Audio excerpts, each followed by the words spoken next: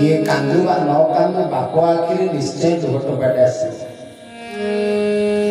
कारण जीवन में परिवार भितर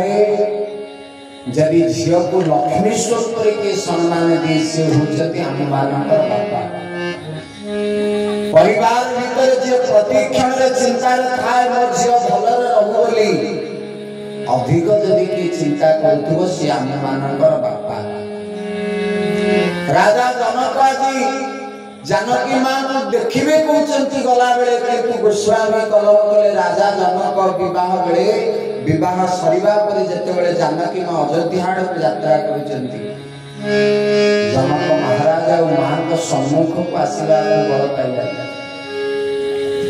मिथिलेश राजा जनक जानकी मां को सम्मुख को आसीबा पई बल पाइलानी महाराज जनक जेते प्रकार मन को बुझेले मध्य राजा जनक निज को आयत्त करि परना बाप झियर ये पवित्र संपर्क बाप झियर ये पवित्र प्रीति पवित्र स्नेह श्रद्धार संपर्क बाप के झियटी विवाह पूर्व छोट छुआटी हेतला मां मरी जाइछि बाप जिते लेबर खटी 200-300 रोजगार करी झील पाई रखी थाए मो झील गोटे बड़ घरे बाहाब ये बापर इच्छा एमिति दिने समय आसिला झील धीरे धीरे बड़ गेला आ कांदी कांदी बापा आगे सब बेले कहे बापा आज मो छोट छुआटी अच्छी तमे कहूछ मो विवाह करी विवाह परे सकाळे गेले मो पाटी न सुनिले तम निद भागे ना आ मुझे बाहर जीवी से तुमको बापा बोली किए डाक बापार से चिंता आसला से बाप झील को एत भल पाए माँ सकाळे बरंग 10टा गई जाऊ बाप बेड रु के ओह्लैनी जे पर्यंत ता झील सकाल सकाल थरे बापा बोली बाप को न डाकी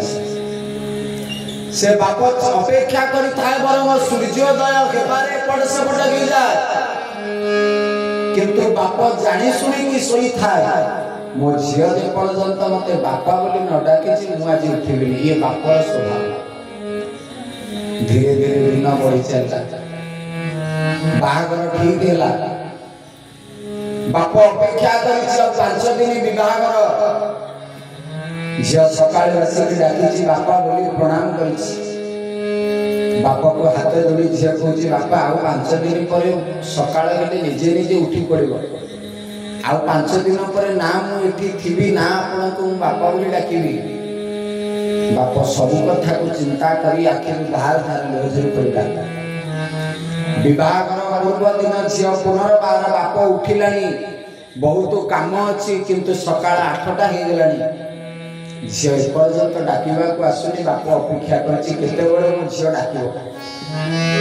जेते काम थाउ बापर किंतु झील सकाळ जे पर्यंत बापा न डाकिछि कानरे न बाजिछि बाप के उठे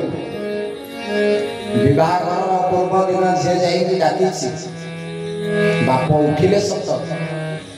आ बार बार बापा संगे हाथ जोड़ी की कहूछि मां लो काली तो बाहागर मते शीघ्र डाकिबो बहुत काम अछि सबुदिन बाप अपेक्षा करी मो झील डाकिले उठिबी जो दिन विवाह बाप कही मते भोर डाकू सूर्योदय पूर्व किंतु 6टा गला 8टा गला 10टा गला बाप निद भांगी गलानी किंतु अपेक्षा करी मो झील केतेबेले मते बापा बोली डाकिबो 10टा गलानी एपर्यंत झील आसनी बापा चिंता कला जे आज बाहागर एते बड़ कार्य मो झील एपर्यंत मते डाकिबा को आसुनी बाप से दिन मन को बुझे कि निजे उठी कि झील को डाकिबा भी जाछि झील से दिन सुईची बाप जाई कि स्नेह रे झील को डाकुछि सब दिन झील डाकी देले गोटिए डाकरी बाप सुने आज बाप प्रथम थर करी ता झील को प्रथम थर डाक पके सबुदिन झील डाकी देले बाप सुने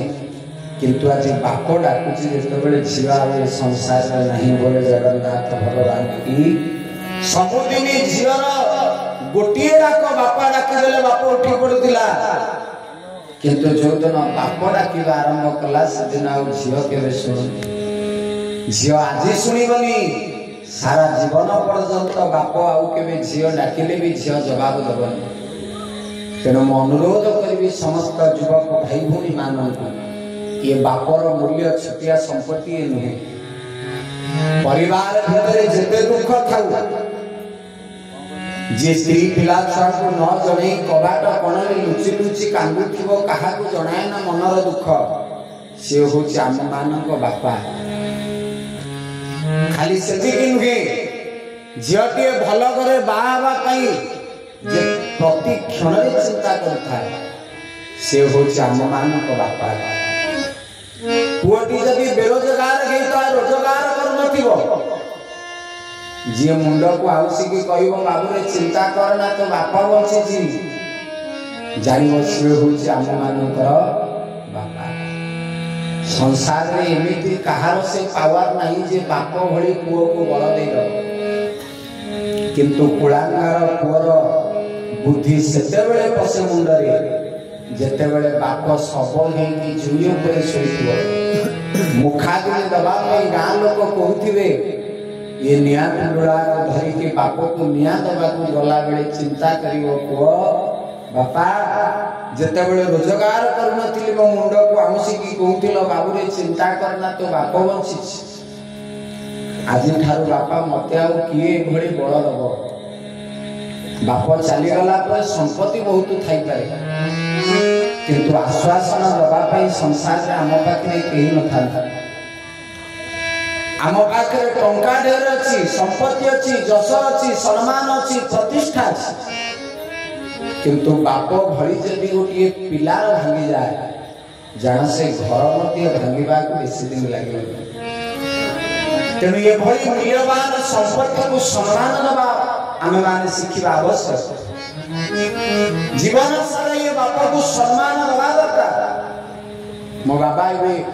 मासे गला प्राप्ति ही गले आउ